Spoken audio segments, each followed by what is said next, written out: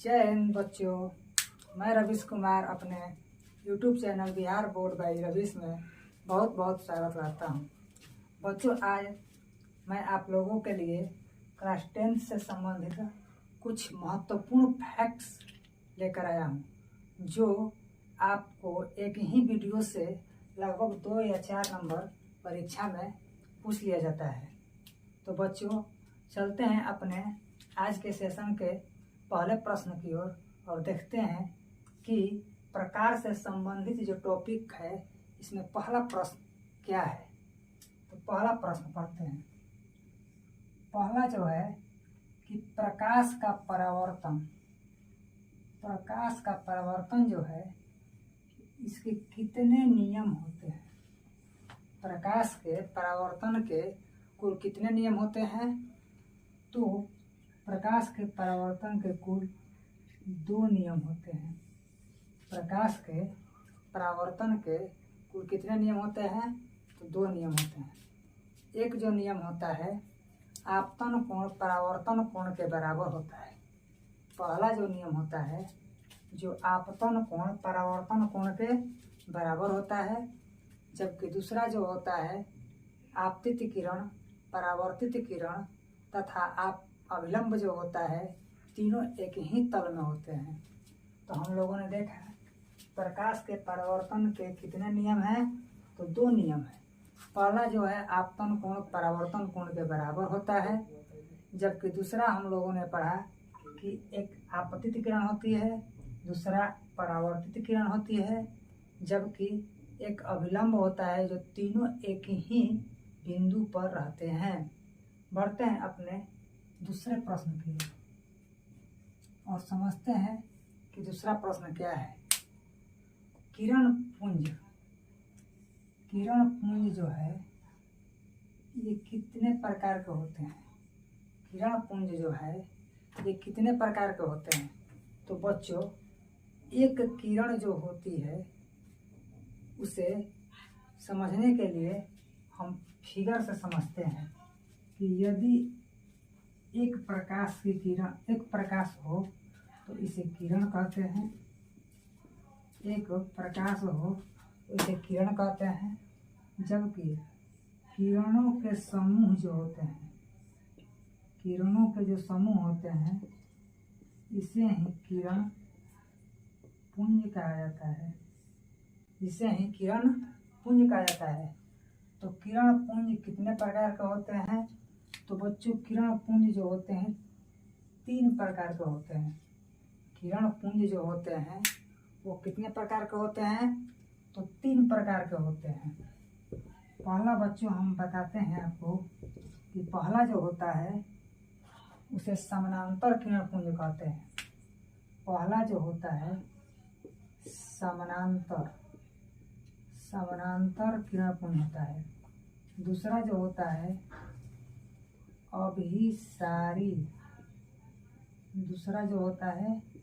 अभिसारी किरण पुंज होता है, जबकि तीसरा किरण पुंज जो होता है वो अपसारी किरण पुंज होता है।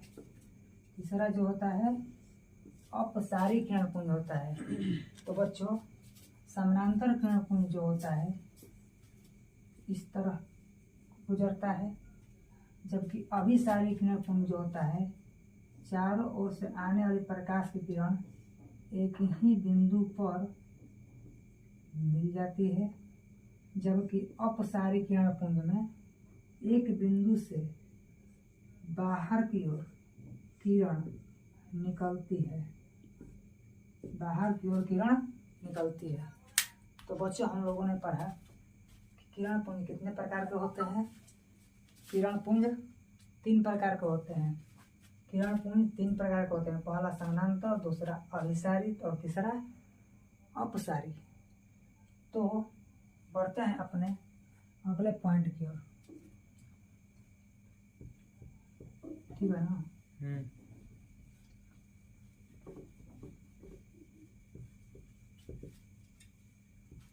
बढ़ते हैं अपने अगले पॉइंट की ओर। तो देखते हैं कि क्वेश्चन नंबर 3 क्या है। 3,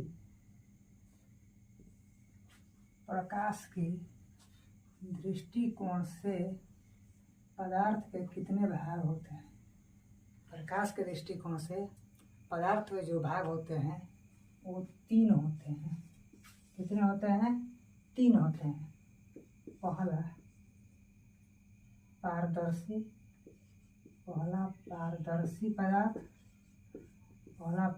पदार्थ, दूसरा अपारदर्शी पदार्थ, जबकि तीसरा जो होता है वो पारभासी पदार्थ होता है।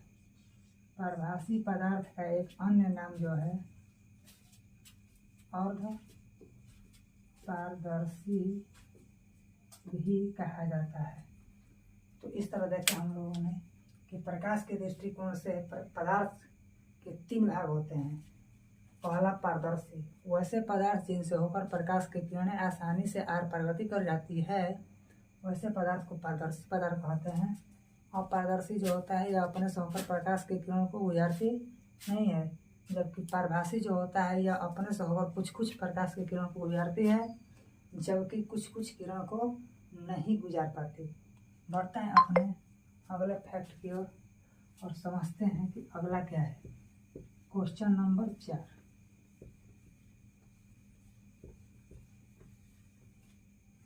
क्वेश्चन नंबर 4 देखते हैं कि प्रकाश के कितने स्रोत होते हैं? प्रकाश के कितने स्रोत होते हैं, यानी कहना है इसका प्रश्न का कि किन किन वस्तुओं से प्रकाश निकलती है तो वो कितने प्रकार के होते हैं। तो प्रकाश के स्रोत भी 2 प्रकार के होते हैं। पहला प्राकृतिक स्रोत, जबकि दूसरा जो होता है मानवकृत स्रोत। पहला जो होता है प्राकृतिक स्रोत, जबकि दूसरा जो होता है मानवकृत स्रोत। प्राकृतिक स्रोत जो होता है जिसे मानव नहीं बना पाए हैं, जैसे कि सूर्य जो होता है प्राकृतिक स्रोत के अंतर्गत आता है, जबकि मानवकृत में हो जाएगा बल्ब, ट्यूबलाइट। बढ़ते हैं अपने अगले प्रश्न की ओर और समझते हैं कि अगला क्या है।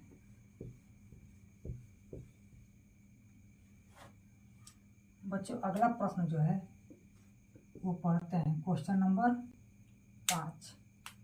क्वेश्चन नंबर 5 जो है क्वेश्चन है कि प्रतिबिंब कितने प्रकार के होते हैं?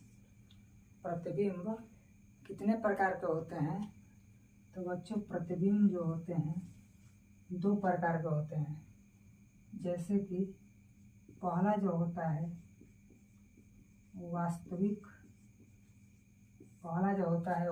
प्रतिबिंब, जबकि दूसरा होता है काल्पनिक प्रतिबिंब। दूसरा जो होता है काल्पनिक प्रतिबिंब। इसी को हम लोग आभासी प्रतिबिंब भी कहते हैं। तो प्रतिबिंब कितने प्रकार के होते हैं? तो 2 प्रकार के। पहला वास्तविक प्रतिबिंब, जबकि दूसरा काल्पनिक या आभासी प्रतिबिंब होता है। बढ़ते हैं अपने अगले पॉइंट की ओर।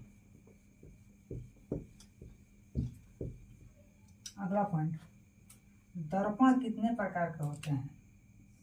दर्पण कितने प्रकार के होते हैं? तो दर्पण 2 प्रकार के होते हैं।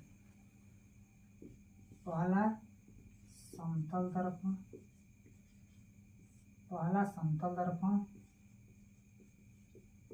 जबकि दूसरा गोलीय दर्पण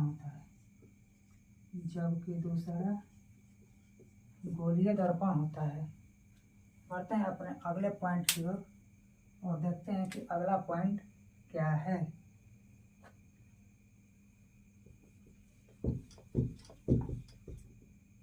तो बच्चों अभी तक हम लोगों ने 6 प्रश्नों को कवर कर लिया है। बढ़ते हैं अपने अगले फैक्ट की ओर।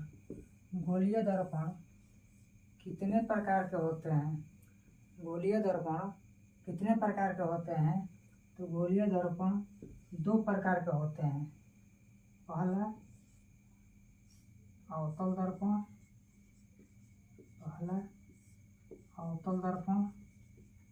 जबकि दूसरा जो होता है उत्तल दर्पण। दूसरा जो होता है उत्तल दर्पण। गोलीय दर्पण कितने प्रकार के होते हैं? तो 2 प्रकार के होते हैं। पहला अवतल दर्पण, जबकि दूसरा उत्तल दर्पण। बढ़ते हैं अपने अगले प्रश्न की ओर और देखते हैं कि अगला प्रश्न क्या है।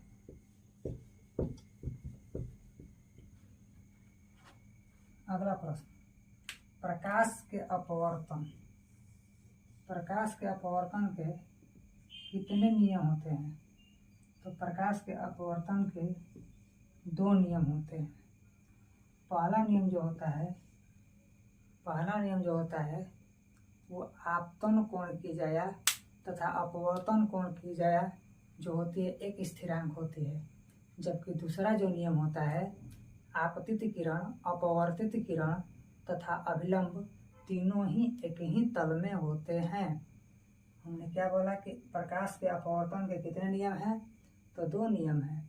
पहला आपतन कोण की जया तथा अपवर्तन कोण की जया एक स्थिरांक होती है। जबकि दूसरा बोला कि आपतित किरण, अपवर्तित किरण तथा अभिलंब तीनों एक ही तल में स्थित होते हैं। बढ़ते हैं अपने अगले फैक्ट की ओर और देखते हैं कि अगला क्या है।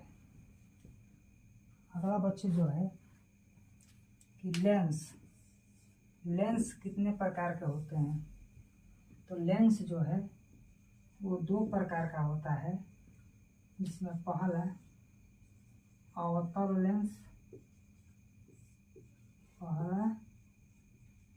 लेंस, जबकि दूसरा उत्तल लेंस होता है।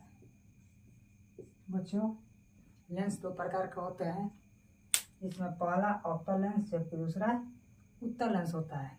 बढ़ते हैं अपने अगले पॉइंट की ओर।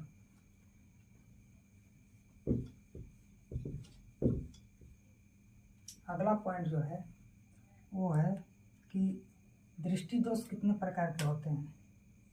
दृष्टि दोष कितने प्रकार के होते हैं? तो दृष्टि दोष मुख्यतः 3 प्रकार के होते हैं। दृष्टि दोष मुख्यतः 3 प्रकार के होते हैं। पहला जो होता है निकट दृष्टि दोष,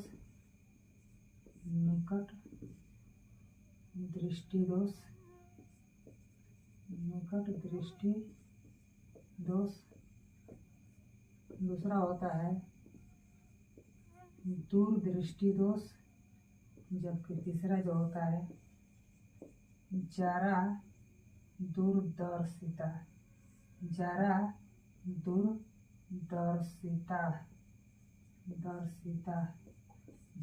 दूरदर्शिता होती है। दृष्टि 3 प्रकार के होते हैं। दृष्टि दोष जो होते हैं वो 3 प्रकार के होते हैं, निकट दृष्टि दोष, दूरदृष्टि दोष और जरा दूरदर्शिता। बढ़ते हैं अपने अगले पॉइंट की ओर और देखते हैं कि अगला पॉइंट क्या है। अगला पॉइंट जो है 11 नंबर कि इंद्रधनुष के कुल कितने रंग होते हैं? इंद्रधनुष के कुल कितने रंग होते हैं? तो बच्चों, इंद्रधनुष के जो टोटल रंग होते हैं वो कितने होते हैं? तो 7। इंद्रधनुष जो होता है 7 रंगों का होता है, जिसमें 7 रंग जो है बैजनीय, पीला, लाल, ये 7 जो रंग है ये इंद्रधनुष के हैं। पहला जो है बैगनी,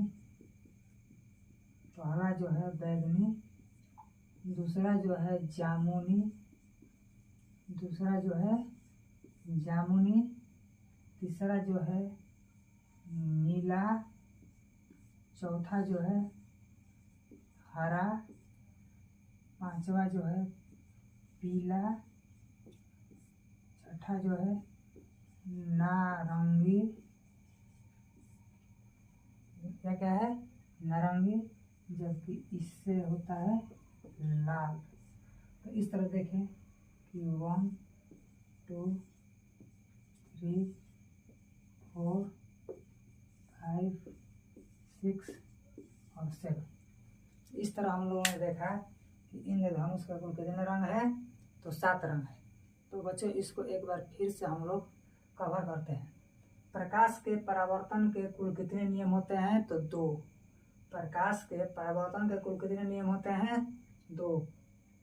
किरण पुंज कितने प्रकार के होते हैं, तो 3। किरण पुंज कितने प्रकार के होते हैं, तो 3।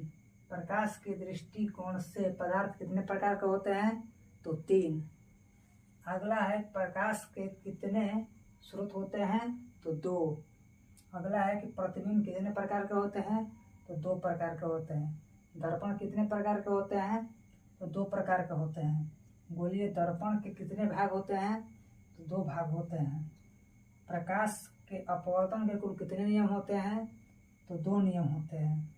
लेंस के कितने प्रकार होते हैं, तो 2 होते हैं। दृष्टि दोष कितने प्रकार की होती है, तो 3 प्रकार की होती है।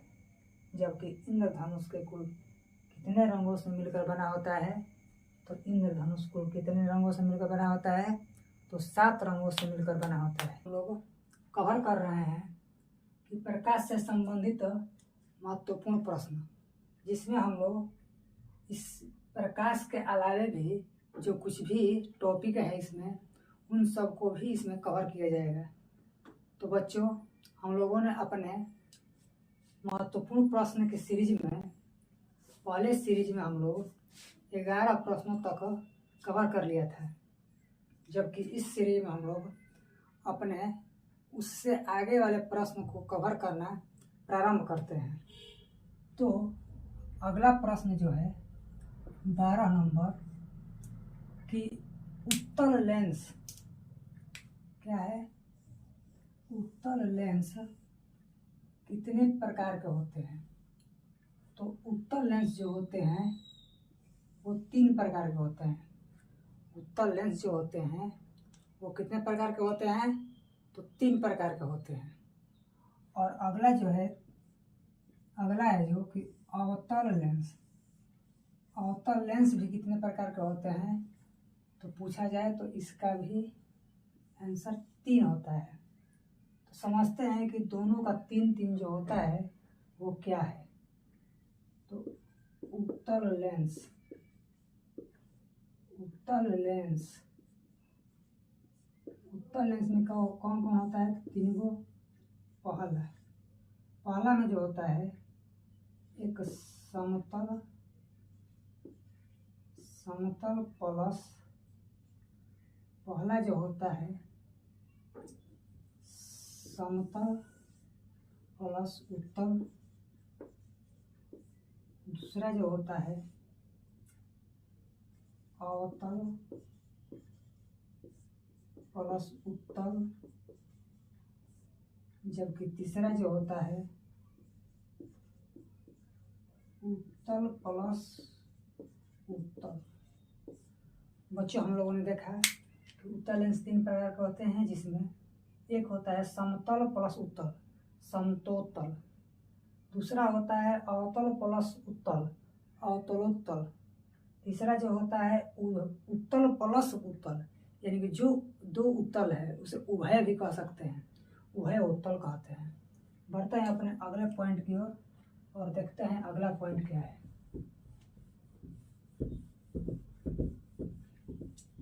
अगला पॉइंट जो है वो है कि अवतल लेंस के कितने प्रकार होते हैं।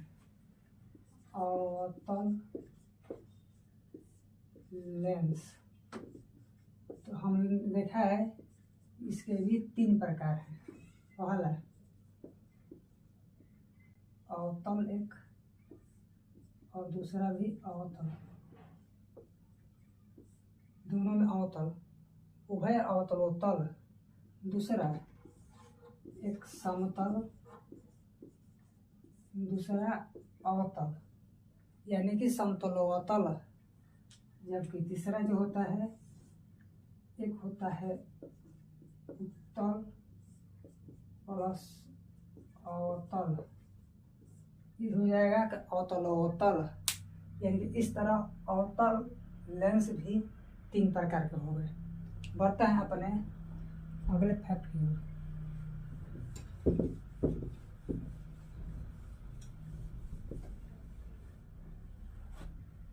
अगला फैक्ट जो है कि विद्युत चालकता के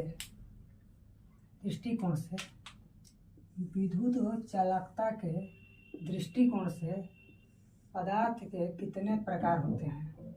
विद्युत चालकता के आधार पर, यानी कि वैसे पदार्थ जिसमें विद्युत का आवागमन हो या न हो, उसके आधार पर इसे दो भागों में बांटा गया है।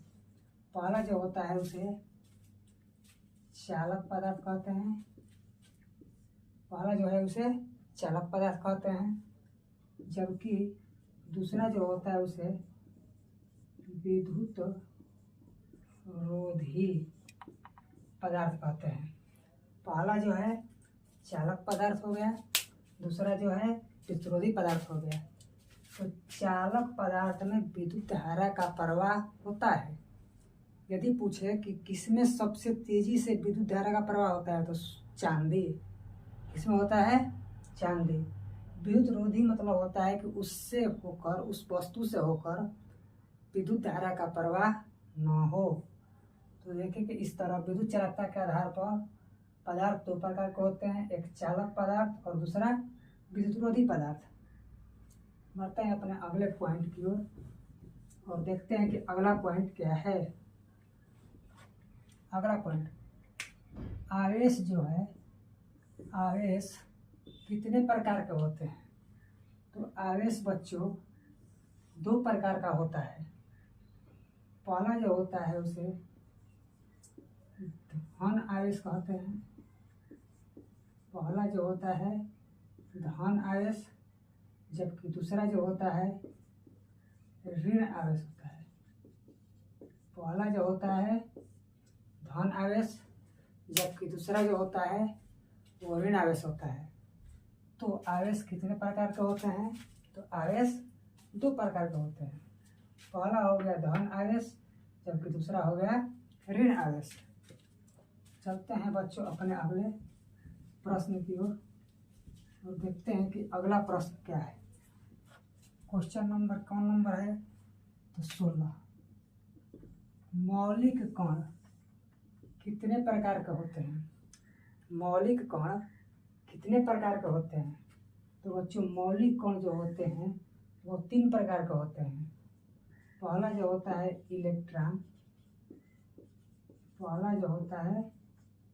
इलेक्ट्रॉन, दूसरा जो होता है प्रोटॉन, जबकि तीसरा होता है न्यूट्रॉन। पहला इलेक्ट्रॉन, दूसरा प्रोटॉन, जबकि तीसरा जो होता है न्यूट्रॉन होता है। तो मौलिक कण कितने प्रकार के होते हैं? तो मौलिक कण तीन प्रकार के होते हैं। इलेक्ट्रॉन जो होता है इस पर ऋण आवेश होता है, प्रोटॉन जो होता है इस पर धन आवेश होता है, जबकि न्यूट्रॉन जो होता है यह आवेशहीन होता है।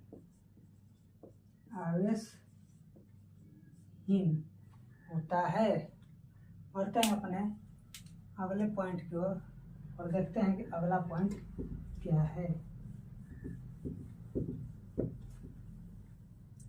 अगला पॉइंट देखते हैं बच्चों, क्वेश्चन नंबर 17। समूहन कितने प्रकार के होते हैं? विद्युत धारा में एक टॉपिक है जिसमें समूहन के बारे में हम लोगों को पढ़ना है। समूहन जो होता है वो दो प्रकार का होता है, जिसमें पहला जो होता है उसे श्रेणी क्रम समूहन कहते हैं। श्रेणी क्रम समूहन कहते हैं, जबकि दूसरा जो होता है उसे समानांतर क्रम समूहन कहा जाता है। समूहन कितने प्रकार के होते हैं? दो प्रकार के होते हैं। पहला श्रेणी क्रम समूहन, दूसरा जो होता है समानांतर क्रम समूहन। समानांतर क्रम समूहन का एक और नाम है जिसे पार्श्व क्रम समूहन भी कहा जाता है। बढ़ते हैं अपने अगले पॉइंट की ओर।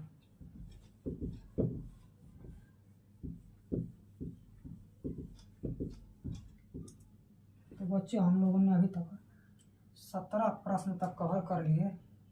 बढ़ते हैं अपने 18वें प्रश्न की ओर। चुंबक के आधार पर पदार्थ कितने प्रकार के होते हैं? चुंबक के दृष्टिकोण से पदार्थ कितने प्रकार के होते हैं? तो बच्चों, एक ऐसा पदार्थ होता है जो चुंबक की तरफ आकर्षित होता है, जबकि कुछ ऐसे भी पदार्थ होते हैं जो चुंबक की ओर आकर्षित नहीं होते हैं। तो बच्चों, इस प्रकार के जो वस्तु होते हैं वे दो प्रकार के होते हैं। जो चुंबक की ओर आकर्षित हो जाता है, वैसे वस्तु जो चुंबक की ओर आकर्षित हो जाता है उसे चुंबकत्व पदार्थ कहते हैं। चुंबकत्व पदार्थ कहते हैं। जबकि दूसरा जो होता है कि जो वैसे वस्तु जो चुंबक की तरफ आकर्षित नहीं होते हैं वह अनुचुंबकत्व पदार्थ कहलाते हैं। अनुचुंबकत्व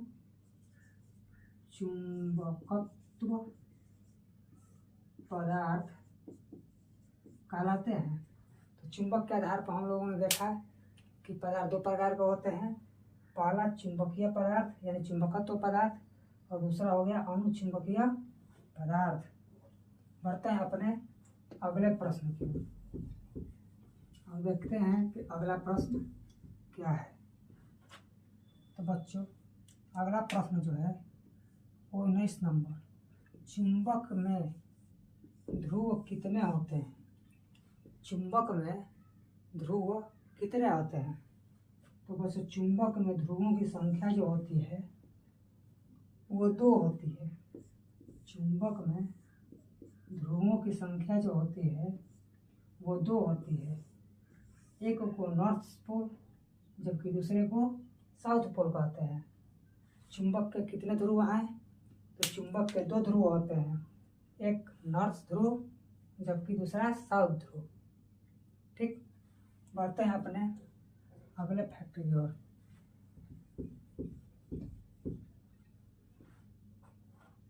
तो बच्चों, क्वेश्चन नंबर 20 की ओर बढ़ते हैं और देखते हैं कि अगला क्या है। पदार्थ के परिवर्तन कितने प्रकार के होते हैं? यानी कि पदार्थ में जो परिवर्तन होता है वो कितने प्रकार के होते हैं? तो वो 2 प्रकार के होते हैं। पहला जो होता है उसे रासायनिक परिवर्तन कहते हैं। पहला जो होता है उसे रासायनिक परिवर्तन, जबकि दूसरा जो होता है उसे भौतिक परिवर्तन कहते हैं। दूसरा जो है उसे भौतिक परिवर्तन कहते हैं। पहला रासायनिक परिवर्तन जबकि दूसरा भौतिक परिवर्तन। रासायनिक परिवर्तन में हम लोगों के लिए जो परिवर्तन होता है उसमें नया पदार्थ बनता है जो पुनः वापस नहीं लौट पाता है। लेकिन भौतिक परिवर्तन में यदि कोई पदार्थ अपनी अवस्था को बदलता है तो वो अपनी मूल अवस्था में वापस आ जाता है। बढ़ते हैं अपने अगले प्रश्न की ओर। अगला प्रश्न है क्वेश्चन नंबर 21, रासायनिक अभिक्रिया के कितने भाग होते हैं?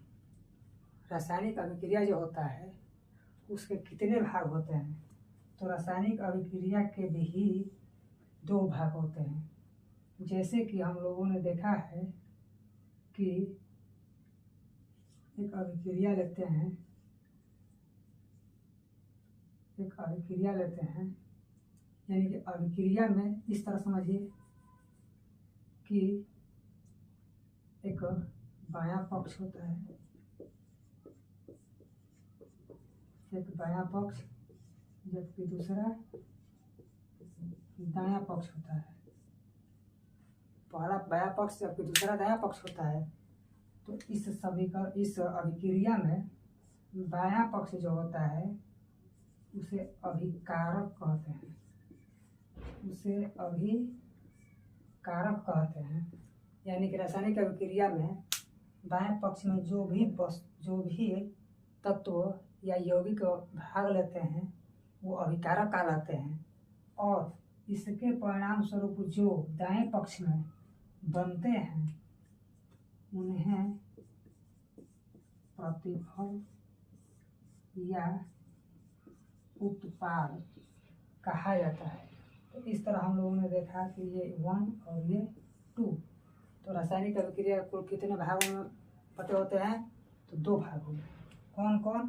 तो पहला हो गया अभिकारक, जबकि दूसरा हो गया प्रतिफल या उत्पाद। तो हम लोगों ने अभी तक इस सेशन में 21 तक प्रश्नों को कवर किया है और आज के सेशन का जो है लास्ट प्रश्न है क्वेश्चन नंबर 22। रासायनिक समीकरण कितने प्रकार के होते हैं? रासायनिक समीकरण कितने प्रकार के होते हैं? तो रासायनिक समीकरण जो होते हैं वो भी 2 प्रकार के होते हैं, जिसमें पहला होता है संतुलित रासायनिक समीकरण। पहला जो होता है संतुलित रासायनिक समीकरण, जबकि दूसरा होता है असंतुलित रासायनिक समीकरण। बच्चों, रासायनिक समीकरण जो होता है 2 प्रकार का होता है। पहला संतुलित रासायनिक समीकरण, जबकि दूसरा असंतुलित रासायनिक समीकरण। बच्चों, इसका एक अन्य नाम है जिसे कंकाली समीकरण भी कहते हैं। कंकाली समीकरण भी कहते हैं। पहला प्रश्न क्या है? तो बच्चों, पहला प्रश्न है कि प्राथमिक रंग कितने प्रकार के होते हैं? बच्चों, मैं आप लोग के लिए इसको याद करने के लिए एक ट्रिक बताता हूँ। प्राथमिक रंग जो है ये 3 प्रकार के होते हैं। प्राथमिक रंग जो है ये कितने प्रकार के होते हैं? तो 3 प्रकार के होते हैं। तो समझते हैं। झंडा में हम लोगों के लिए झंडा में 4 रंग होता है। पहला केसरिया होता है, उसे हम लोग लाल लेते हैं, लाल। दूसरा सफ़ेद, तीसरा नीला और चौथा हरा। झंडा में 4 रंग होता है। पहला केसरिया होता है, लेकिन इसको हमने लाल रंग लिया है। उसके बाद सफ़ेद, नीला और हरा। तो बच्चों, इसमें से आप लोग जो सफ़ेद रंग होगा उसे केवल हटा देना। सफ़ेद रंग जो होगा उसे केवल आप लोग हटा देना, यानी कि लाल, हरा और नीला जो है ये प्राथमिक रंग के अंतर्गत आते हैं। प्राथमिक रंग जो होता है वो किसी अन्य रंग पर आश्रित नहीं होता है, जबकि द्वितीयक रंग जो होते हैं वो प्राथमिक रंग से मिलकर, यानी कि 2 रंग मिलकर एक नया रंग जो बनता है प्राथमिक रंग से, उसी को द्वितीयक रंग कहते हैं। तो बढ़ते हैं अपने अगले प्रश्न की ओर और देखते हैं कि अगला प्रश्न क्या है। हम लोगों ने पढ़ा कि प्राथमिक रंगों की संख्या कितनी होती है? तो 3 होती है। द्वितीयक रंग की भी संख्या कितनी होती है? तो 3 होती है। एक बात और बताएं कि जो ये तीनों प्राथमिक रंग है, लाल, हरा और नीला, इस तीनों को मिला देने पर हम लोगों को सफ़ेद रंग प्राप्त होता है। कैसा रंग प्राप्त होता है? तो सफ़ेद रंग प्राप्त होता है।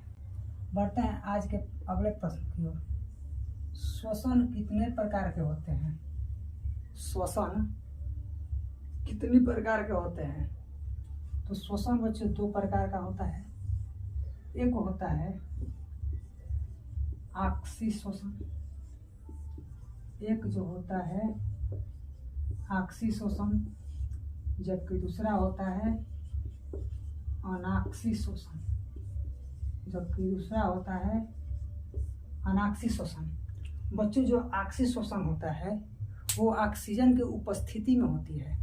इसकी प्रक्रिया जो होती है श्वसन की, इसमें ऑक्सीजन की उपस्थिति होती है, जबकि अनाक्सी श्वसन में ऑक्सीजन की कमी पर जो श्वसन होता है उसे अनाक्सी श्वसन कहते हैं। तो श्वसन कितने प्रकार के होते हैं? तो श्वसन 2 प्रकार के होते हैं। पहला आक्सी श्वसन, जबकि दूसरा अनाक्षी शोषण। आक्षी शोषण ऑक्सीजन की उपस्थिति में, जबकि अनाक्षी शोषण ऑक्सीजन के अनुपस्थिति में जो होती है।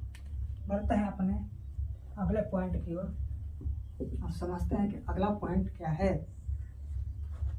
बच्चों, हम लोगों ने अभी तक 2 प्रश्नों को कवर किया। तीसरा प्रश्न है कि मोमबत्ती का जो ज्वाला होता है उसके कितने भाग होते हैं।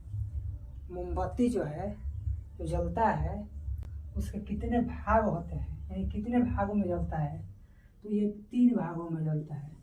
मोमबत्ती जो है, मोमबत्ती का ज्वाला 3 भागों में जलता है, जिसमें पहला होता है आंतरिक भाग, दूसरा जो होता है मध्य भाग, जबकि तीसरा जो होता है बाहरी या बाह्य भाग। तो इस तरह हम लोगों ने देखा कि मोमबत्ती के ज्वाला 3 प्रकार के होते हैं। पहला आंतरिक भाग, मध्य भाग और बाहरी भाग। बढ़ते हैं आज के अगले प्रश्न की ओर और देखते हैं कि अगला प्रश्न क्या है। अगला प्रश्न है कि आयन कितने प्रकार के होते हैं। आयन कितने प्रकार के होते हैं। तो बच्चों, वैसे तत्व जो अपने इलेक्ट्रॉन को त्याग करते हैं उस पर धन आयन, जबकि यदि कोई तत्व इलेक्ट्रॉन को ग्रहण करते हैं तो उन पर ऋण आयन होता है। यानी कि इस तरह हम कह सकते हैं कि आयन जो है 2 प्रकार के होते हैं। आयन जो है वो 2 प्रकार का होता है। पहला हो जाएगा धन आयन, पहला जो हो जाएगा धन आयन, जबकि दूसरा हो जाएगा ऋण आयन। दूसरा हो जाएगा ऋण आयन। आयन 2 प्रकार के होते हैं, पहला धन आयन और दूसरा ऋण आयन। चलते हैं अपने अगले पॉइंट की ओर और समझते हैं कि अगला पॉइंट क्या है। अगला पॉइंट है बच्चों कि वायु के आधार पर श्वसन कितने होते हैं। वायु के आधार पर श्वसन कितने होते हैं। तो बच्चों, वायु के आधार पर श्वसन 2 प्रकार का होता है। पहला जो होता है वायवीय श्वसन,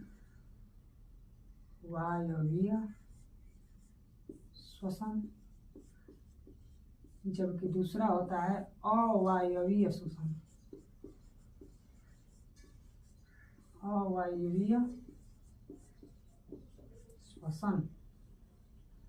वायु के आधार पर श्वसन कितने प्रकार के होते हैं। तो 2 प्रकार के होते हैं, पहला वायवीय श्वसन जबकि दूसरा अवायवीय श्वसन। बढ़ते हैं अपने अगले पॉइंट की ओर और देखते हैं कि अगला पॉइंट क्या है। अगला पॉइंट जो है, ये जो है इसमें दिया है कि विलयन कितने प्रकार के होते हैं। विलयन के कितने प्रकार होते हैं। तो बच्चों, विलयन जो होता है जिसमें 2 प्रकार को पढ़ना है। ये 2 चीज़ों से मिलकर बना होता है, जिसमें पहला जो होता है उसे विलायक कहते हैं, जबकि दूसरा जो होता है वो विलेय होता है। पहले को विलायक जबकि दूसरे को विलेय कहते हैं।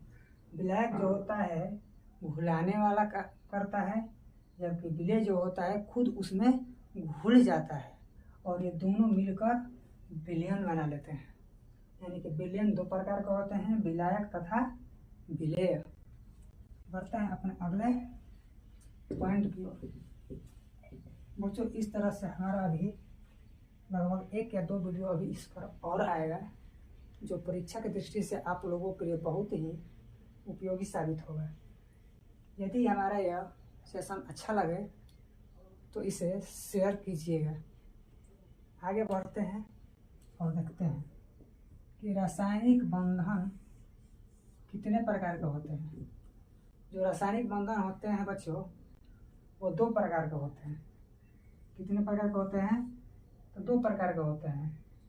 एक होता है जो आयनिक बंध होता है, एक जो होता है आयनिक बंध, जबकि दूसरा जो होता है सहसंयोजक बंध होता है। हम लोगों ने देखा कि रासायनिक बंध जो होते हैं वो कितने प्रकार के होते हैं? तो दो प्रकार के होते हैं। एक है आयनिक बंध, जबकि दूसरा है सहसंयोजक बंध। इसमें आगे है कि सहसंयोजक बंध को कितने भागों में बांटा गया है? सहसंयोजक बंध को कितने भागों में बांटा गया है? तो सहसंयोजक बंध जो है इसे 3 भागों में बांटा गया है। कितने भागों में बांटा गया है? 3 भागों में। एक होता है एकल सहसंयोजक बंध, एक होता है एकल सहसंयोजक बंध, दूसरा होता है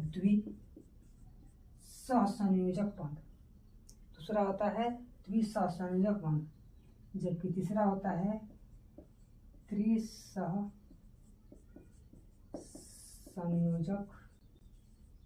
बंध।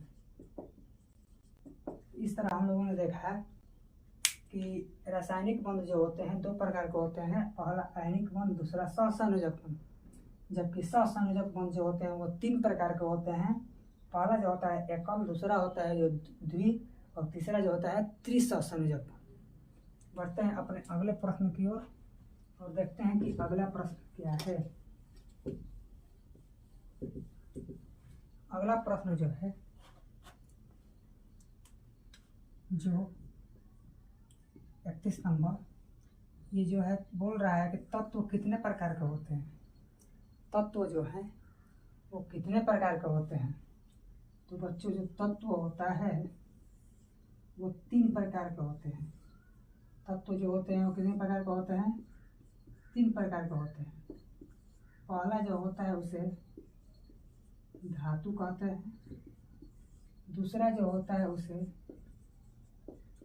अधातु कहते हैं, जबकि तीसरा जो होता है उसे उपधातु कहते हैं। बच्चों जो तत्व है उसको 3 भागों में बांटा गया है, जिसमें पहला जो होता है धातु, दूसरा जो होता है अधातु, जबकि तीसरा होता है उपधातु। बढ़ते हैं अपने अगले पॉइंट की ओर, समझते हैं अगला पॉइंट क्या है। तो बच्चों अगला पॉइंट जो है वो है कि पोषण के आधार पर जीव को कितने भागों में बांटा गया है? पोषण यानी भोजन के दृष्टिकोण से उसको जीवों को कितने भागों में बांटा गया है? इसे 2 भागों में बांटा गया है। भोजन के दृष्टिकोण से यानी पोषण के दृष्टिकोण से जीवों को कितने भागों में बांटा गया है? 2 भागों में। पहला जो होता है स्वपोषी, जो अपने आप पर निर्भर होता है खाने के लिए, जबकि दूसरा जो होता है उसे परपोषी कहते हैं। क्या कहते हैं? परपोषी, या इसी को विषमपोषी भी कहते हैं। तो पोषण के आधार पर जीव कितने प्रकार के होते हैं? तो 2 प्रकार के होते हैं। पहला स्वपोषी जीव और दूसरा परपोषी या विषमपोषी जीव। बढ़ते हैं बच्चों अपने अगले प्रश्न की ओर और समझते हैं कि अगला प्रश्न क्या है। तो आज के सेशन का अगला प्रश्न और लास्ट प्रश्न जो है वो है परपोषण के आधार पर इसे कितने भागों में बांटा गया है? वैसे जीव जो दूसरे पर भोजन के लिए आश्रित होते हैं उस प्रकार के जीव को हम लोग 3 भागों में बांटते हैं। कितने भागों में बांटते हैं? तो 3 भाग में बांटते हैं। जो पहला होता है उसे मृतोपजीवी कहते हैं। दूसरा जो होता है उसे प्राणी समभोजी कहते हैं। प्राणी समभोजी, प्राणी समभोजी कहते हैं। जबकि एक जो होता है उसे परजीवी कहते हैं। एक जो होता है उसे परजीवी कहते हैं। तो इस तरह हम लोगों ने देखा कि पोषण के आधार पर प्रपोषण में कितने भागों में बांटा गया, तो 3 भागों में, मृतजीवी, प्राणी समभोजी और परजीवी। हम लोग अपने चौथे पार्ट की ओर पहुँचे हैं और यह चौथा पार्ट जो होगा आप लोगों के लिए सबसे लास्ट पार्ट है। इससे ख़त्म होने के बाद आप लोगों के लिए लगभग 3 से 4 नंबर परीक्षा में पूछ लिए जाएंगे। तो बढ़ते हैं आज के सेशन के पहले प्रश्न की ओर और देखते हैं कि पहला प्रश्न क्या है। पहला प्रश्न है कि जनन कितने प्रकार के होते हैं। जनन कितने प्रकार के होते हैं। तो बच्चों, जनन जो होता है वो 2 प्रकार का होता है। जनन जो होता है 2 प्रकार का होता है। पहला जो होता है उसे कहते हैं लैंगिक जनन। पहला होता है लैंगिक जनन, दूसरा होता है अलैंगिक जनन। जनन कितने प्रकार के होते हैं बच्चों? तो जनन 2 प्रकार के होते हैं। पहला लैंगिक जनन, जबकि दूसरा होता है अलैंगिक जनन। बच्चों, लैंगिक जनन जो होता है इसमें जनन होने के लिए कम से कम 2 जीवों का होना आवश्यक होता है। जबकि अलैंगिक जनन जो होता है इसमें केवल एक ही जीव से जनन की प्रक्रिया संपन्न हो जाती है। आगे बढ़ते हैं। रक्त कितने प्रकार के होते हैं। रक्त जो है वो कितने प्रकार के होते हैं। तो रक्त जो होते हैं बच्चों वो 2 प्रकार के होते हैं।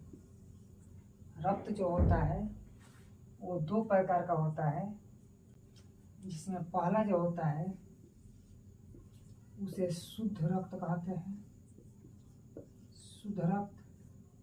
जबकि दूसरा जो होता है उसे अशुद्ध रक्त कहते हैं। पहला जो है शुद्ध रक्त, जबकि दूसरा जो है अशुद्ध रक्त। शुद्ध रक्त में ऑक्सीजन गैस का वहन होता है, जबकि अशुद्ध रक्त में CO2 गैस का वहन होता है। बढ़ते हैं अपने अगले फैक्ट की और समझते हैं कि अगला प्रश्न क्या है। तो बच्चों, अगला प्रश्न जो है वो है कि मनुष्य के हृदय में कितने कोष्ठकों की संख्या होती है। मनुष्य के हृदय में कोष्ठकों की संख्या कितनी होती है। तो मनुष्य में हृदय के कोष्ठकों की संख्या जो है वो 4 होती है। कितनी होती है? तो 4 होती है, जिसमें 2 निलय होता है, निलय, जबकि 2 आलिंद होता है, 2 आलिंद होता है। ये एक इसमें एक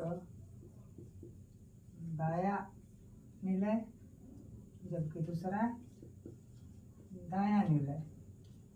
आलिंद में भी 2 होता है, एक दाया निलय जबकि दूसरा बाया निलय। यानी इस तरह हम लोगों ने देखा कि हृदय में, मनुष्य में हृदय की कोष्ठकों की संख्या 2, 2 और 4 है। इसमें 2 निलय जबकि 2 आलिंद होता है। आलिंद में जो 2 होता है उसे दाया आलिंद और बाया आलिंद कहते हैं, जबकि निलय में बाया निलय और दाया निलय कहा जाता है। बढ़ते हैं अपने अगले प्रश्न की ओर और समझते हैं कि अगला प्रश्न क्या है। तो बच्चों, ये हम लोगों का लास्ट सेशन होगा, जिसमें हम लोग लगभग 46 प्रश्न तक कवर कर लिए होंगे।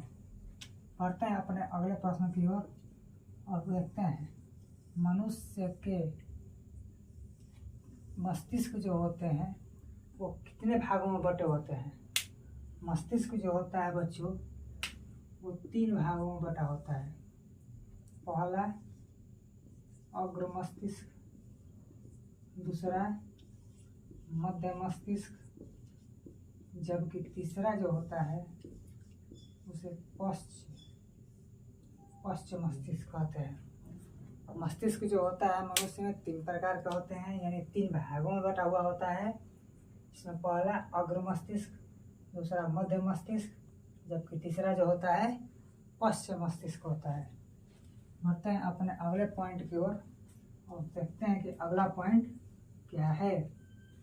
तो अगला पॉइंट बच्चे जो है वो क्वेश्चन है कि निषेचन जो होता है वो कितने प्रकार से होता है। निषेचन जो है वो कितने प्रकार से होता है। तो बच्चों निषेचन जो है 2 प्रकार से होता है, जिसमें पहला होता है अंतःशोषण सॉरी अंतःनिषेचन,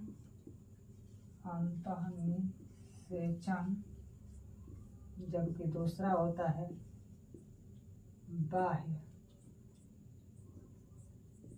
बाह्य निषेचन। निषेचन 2 प्रकार का होते हैं, पहला अंतःनिषेचन जबकि दूसरा बाह्य निषेचन। अंतःनिषेचन में मनुष्य आ जाते हैं, जबकि बाह्य निषेचन में मछलियाँ आती है। बढ़ते हैं अपने अगले पॉइंट की ओर। दिया है अगला पॉइंट कि लिंग कितने प्रकार के होते हैं। बच्चों यहाँ पर हम लोग एक लिंगी और द्विलिंगी के बारे में पढ़ेंगे, जो पौधे होते हैं उससे संबंधित। इसमें जो लिंग होते हैं 2 प्रकार के होते हैं, जिसमें पहला जो होता है उसे एक लिंगी कहते हैं, एक लिंगी, जबकि दूसरा होता है द्विलिंगी, या इसी को उभयलिंगी भी कहते हैं। उभयलिंगी भी कहते हैं। तो लिंग किस तरह से हम लोग देखा कि 2 प्रकार का होता है, पहला एक लिंगी जबकि दूसरा उभयलिंगी या द्विलिंगी। एक लिंगी वह होता है वैसे जीव जिसमें केवल एक ही लिंग उपस्थित हो, या तो नर हो या तो मादा हो। दूसरा हुआ द्विलिंगी, यानी कि इस प्रकार के वैसे जीव होते हैं जिनके एक ही जीव एक ही हो, लेकिन उसमें नर और मादा दोनों पाया जाता हो, एक ही जीवों में दोनों पाए जाते हैं। बढ़ते हैं अपने अगले प्रश्न की ओर और समझते हैं कि अगला प्रश्न क्या है।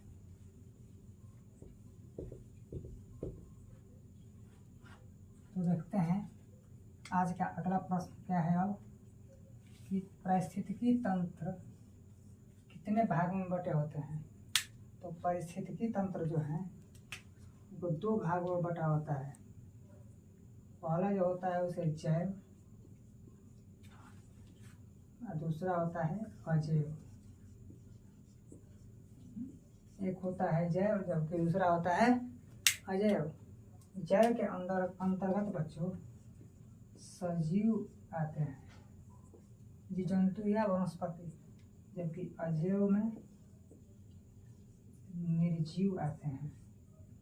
निर्जीव कहने का अर्थ इसमें कोई भी हलचल या गति नहीं होती है। तो हम लोगों ने देखा कि पारिस्थितिकी तंत्र के कितने भाग हैं। तो पारिस्थितिकी तंत्र के 2 भाग होते हैं, जैव यानी कि सजीव, अजैव यानी कि निर्जीव। बढ़ते हैं अपने अगले प्रश्न की ओर। अगला प्रश्न 41, भोजन के आधार पर जंतु के कितने प्रकार होते हैं। तो बच्चों भोजन के आधार पर जंतु जो होते हैं वो 3 प्रकार के होते हैं, जिसमें एक जो होते हैं केवल और केवल शाकाहारी होते हैं, जबकि दूसरे जो होते हैं मांसाहारी, और तीसरे जो होते हैं सर्वाहारी, जो आप इसके बारे में जानते होंगे। तो पहला जो हो जाएगा वो शाकाहारी, दूसरा मांसाहारी जबकि तीसरे जो होते हैं वो सर्वाहारी। सर्वाहारी उस वैसे जीव को कहते हैं जो शाकाहारी के साथ साथ मांसाहारी दोनों हो। जैसे में कुत्ता जो होते हैं वो सर्वाहारी में आते हैं। बढ़ते हैं अपने अगले प्रश्न की ओर। अगला प्रश्न है कि संवहन उत्तक, संवहन बंडल कह सकते हैं। संवहन बंडल कितने उत्तक से मिलकर बने होते हैं? तो संवहन बंडल जो संबंधित है बच्चों वो पौधों से संबंधित है, जिसमें एक जल का कार्य करता है जबकि दूसरे भोजन के कार्य करते हैं। जिसमें पहला जो होता है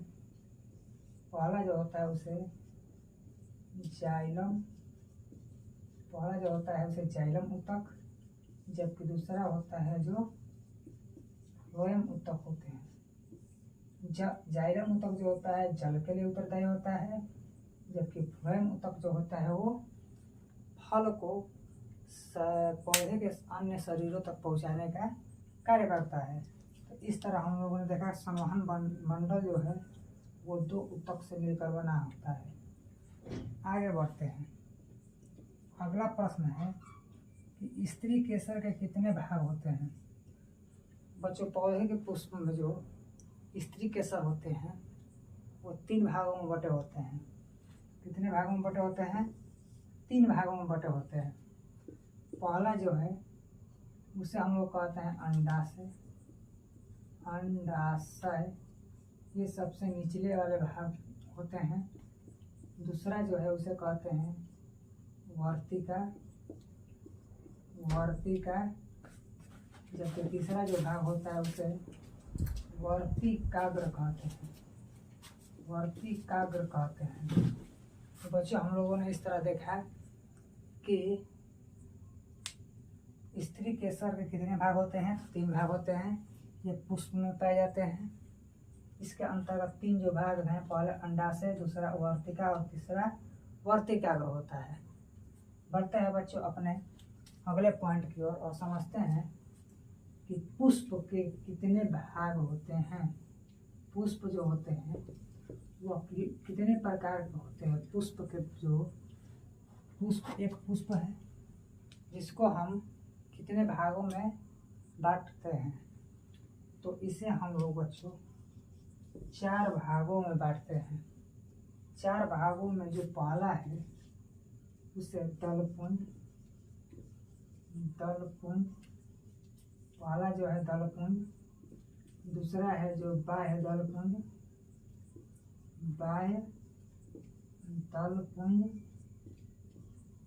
तीसरा जो होता है पुंकेसर, किसी को जयांग या पुंकेसर, और एक होता है स्त्री केसर, जयांग। इसे बच्चों अभी रहने देते हैं। तो हम लोगों ने इस तरह देखा कि पुष्प के जो भाग होते हैं वो 4 होते हैं: दलपुंज, बाह्य दलपुंज, पुंकेसर और स्त्री केसर। बढ़ते हैं अपने अगले पॉइंट की ओर और समझते हैं कि अगला पॉइंट क्या है।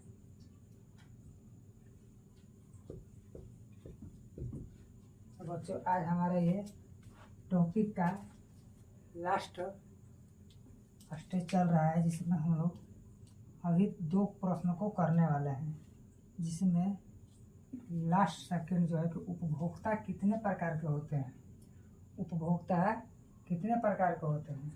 तो बच्चों उपभोक्ता जो होते हैं वो 3 प्रकार के होते हैं, जिसमें पहला जो होता है उसे प्राथमिक उपभोक्ता, दूसरा होता है द्वितीयक